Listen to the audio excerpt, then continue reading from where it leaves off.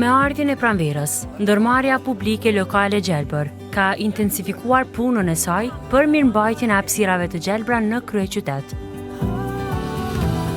Ekipet e ndërmarrjes janë çdo ditë të shpërndara në lokacione të ndryshme, duke u përpjekur të mbajnë pastërtinë dhe gjelbrimin e qytetit, në mënyrë që gjatë muajve të verës, këto hapësira të ofrojnë freski për qytetarët.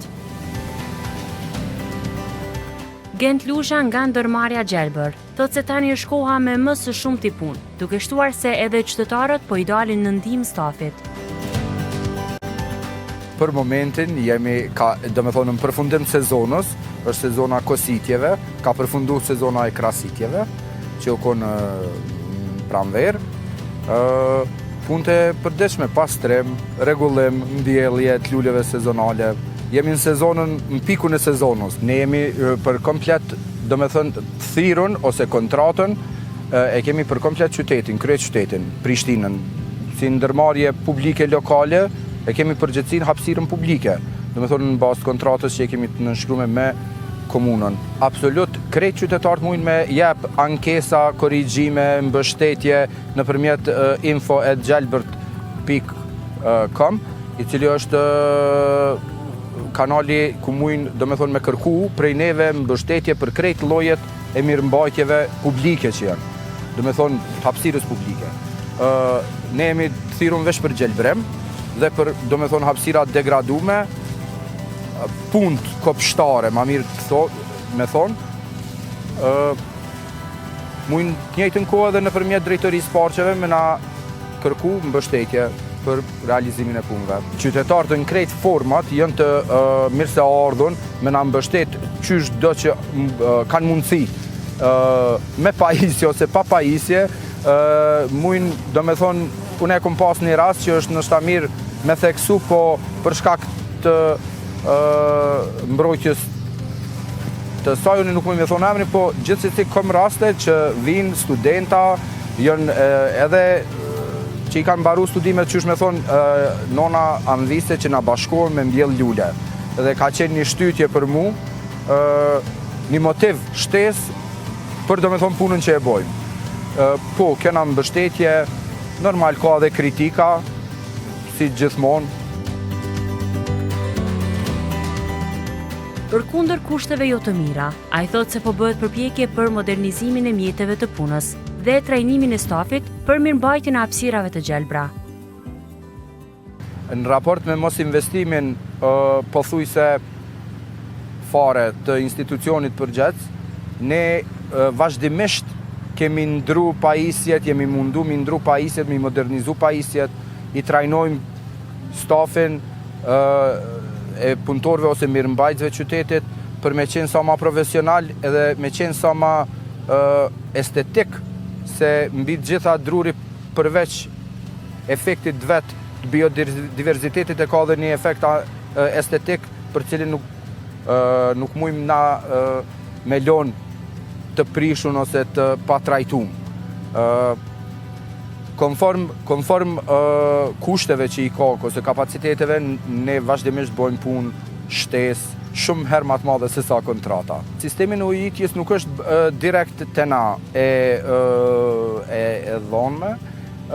Ajo i takon drejtorisë parqeve, ata e kanë si detyrë për vendosjen e sistemit edhe sistemeve tjera që janë përkrase. Normal, ne i kemi, si vjet i kemi edhe një cisternë shtesë që ka ardhur si donacion prej United Nations, dhe flota jonë o bo prej 3 cisternave, po që te pyetja a është e mjaftueshme, kryeqyteti gjithmonë ka shumë nevojë ose pafund nevojë për shtim të kapaciteteve gjithanshme, jo vetëm në ujitje. Sipas Lushës, kopshtarët shpeshherë pengohen gjatë punës në terren, për shkak se qytetarët nuk lejojnë ndërhyrje në hapësira, duke pretenduar se ato prona janë të tyre. Raste specifike përballemi me hapësira që janë të uzupume, nuk na lejojnë me kosit, duhet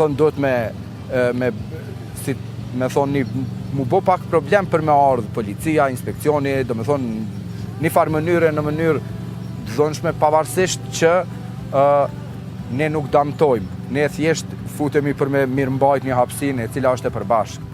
Do me thonë, po sfidë kryesore përveç teknikaliteteve të vogla është edhe pak financimi, i cili vazhdimisht është shumë i vogël, përderisa kontrata, si të thush, sasitë e kontratës rritën, kurse financat shkojnë duke u zvoglu.